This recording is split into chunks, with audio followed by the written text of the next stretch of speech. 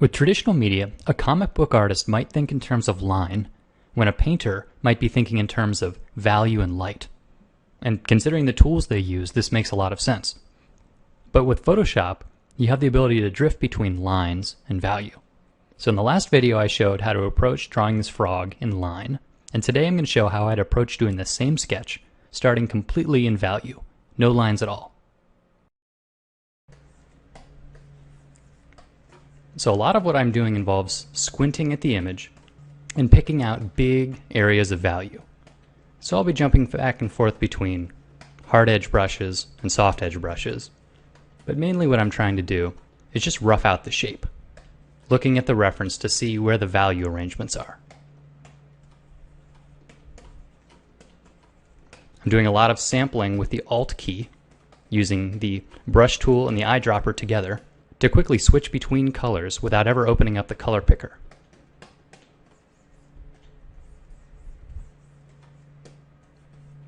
So it's hard to give a set of steps to follow with this. It's pretty intuitive. It's mainly a case of looking at the reference and blocking in areas of light and dark.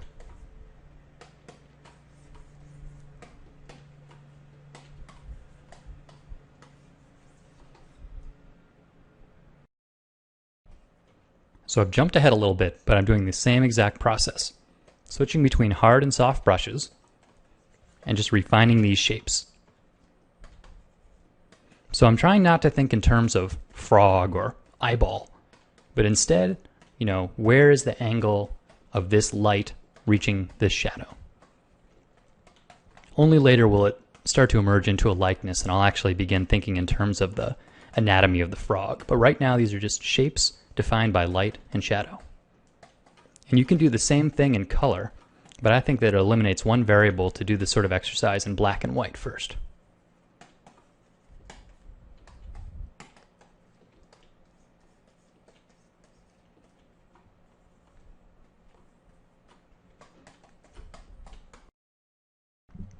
So I've jumped ahead again here, and there's really not a lot of specifics that I can tell you about this process, other than lots of observational drawing will really help you observe values better.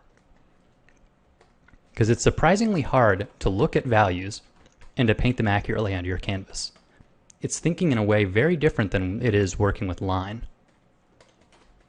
But it's really how we see objects in space, and it can help make them look more convincingly three-dimensional. So studies like these will actually help you work on skills that'll transfer over pretty well into imagined objects. So when you're drawing that sci-fi monster or dragon, you can remember how the light fell across these actual forms, and it'll help you with your value relationships. And so you could refine in this way as long as you wanted, and you could end up with a pretty tight drawing. But instead of starting with a linear underdrawing, here I'm just doing refine, refine, refine, all through shapes of value.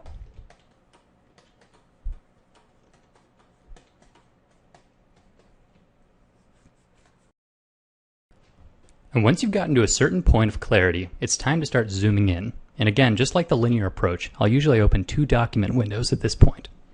So here I can zoom into my reference, into my image independently, even though it's the same document opened twice. So having established the major areas of value, I can now go in and refine the little details.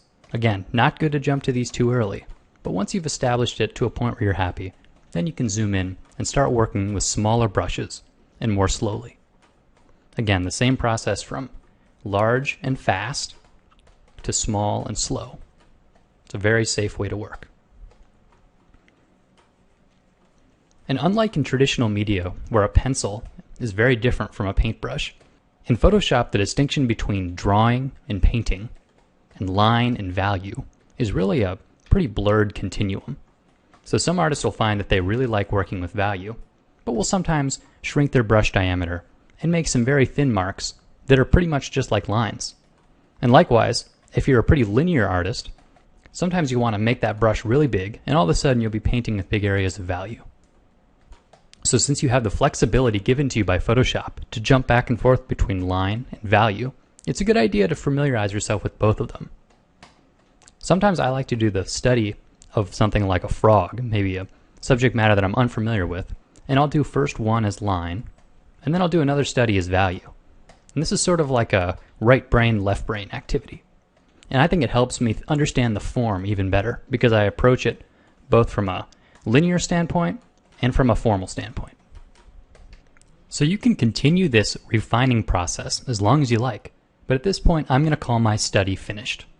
Now I challenge you to give both of these methods a try. Try drawing something with lines, and then try approaching it from value. I think you'll find that one of them will probably feel more natural to you, but it's good to mix them both when you're doing a painting. Thanks for watching.